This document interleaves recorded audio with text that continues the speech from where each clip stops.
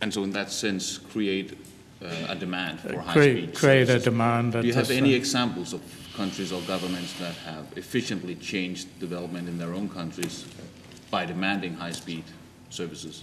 No, the problem with, I should be careful, I'm in Parliament here, but the problem with many governments is that that once they see the sun coming to shine and recovery is on its way, they seem to change track a bit, and the initial push towards, say, a digital recovery sometimes gets a bit watered down. So I couldn't point to a single country and say, yes, that's a good example.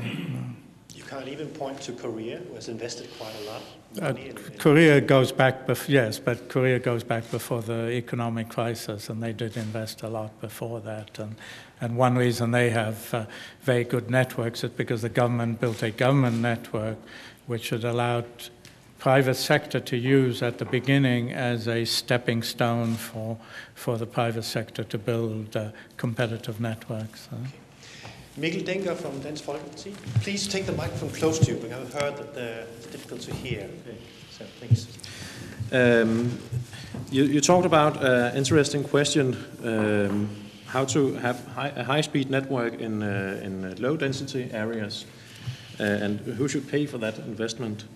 Do you think it should be the taxpayers, public investments, or should we force the companies not only to invest in the cities, but also in the remote areas?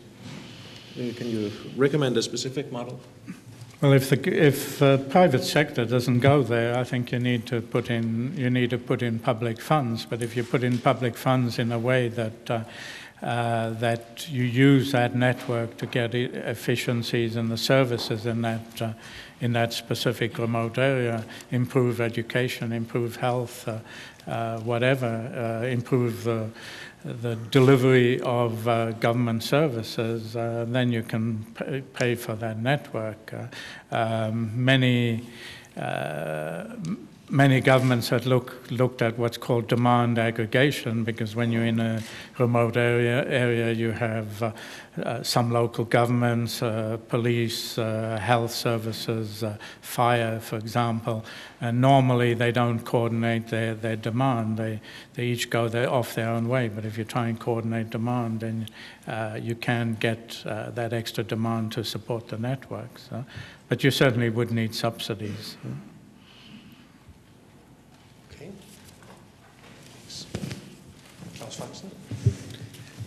The Danish debate has sort of focused on the balance between the incentives on the demand side and incentives on the sort of build-out side.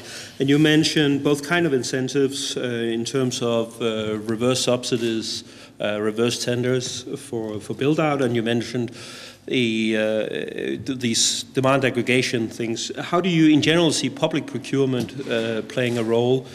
One version you could have was a more sort of demanding procurement from the government at national level in order to enhance the rollout. And how do you see the timing considerations? Because sort of from a general perspective, we would want private investment to take as much of the rollout as possible, so that you would do it with the least amount of subsidies possible. But at this point in time, we don't know how far the commercial rollout will go. So how do you see we should work with the timing aspect of any subsidies we might want to use at public level?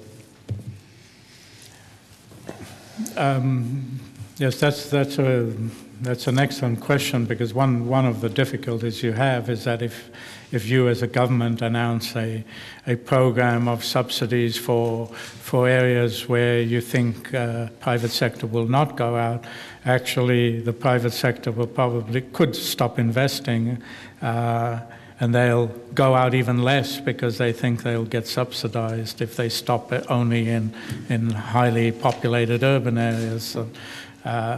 It is a difficult question. You can ask the private sector to indicate their long-term investment requirements, or you can start investing as a government in those remote areas which are obviously not profitable, and it's quite easy to find very small communities which are obviously not profitable.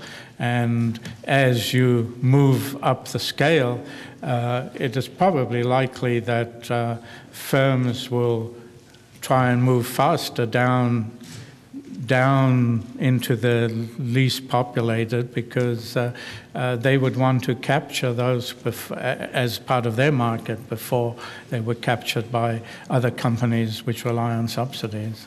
So it's in a way it's trying to use competition to force some companies to move down.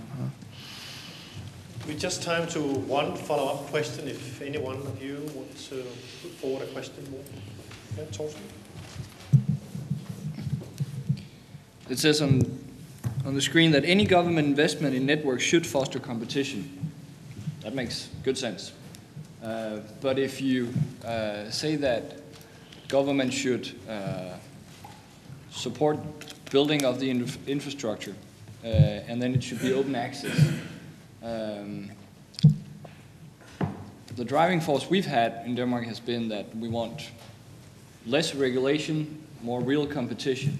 And if we spend government money, taxpayer money, in any kind of investment, and there would be an open access, just to understand your point correctly, how are we going to foster that kind of competition?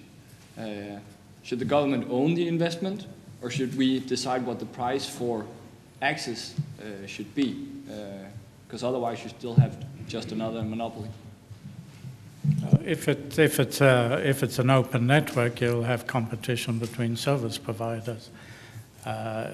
What do service providers pay? Well, that's to access a network. That's fairly easy to have a cost-based price plus an overhead, which the network owner will get.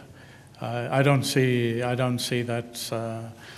that's a problem, but that's why you need an open access model. Otherwise, you will just get a monopoly. Okay, thank you very much, Dimitri. Thank you for giving us a lecture. And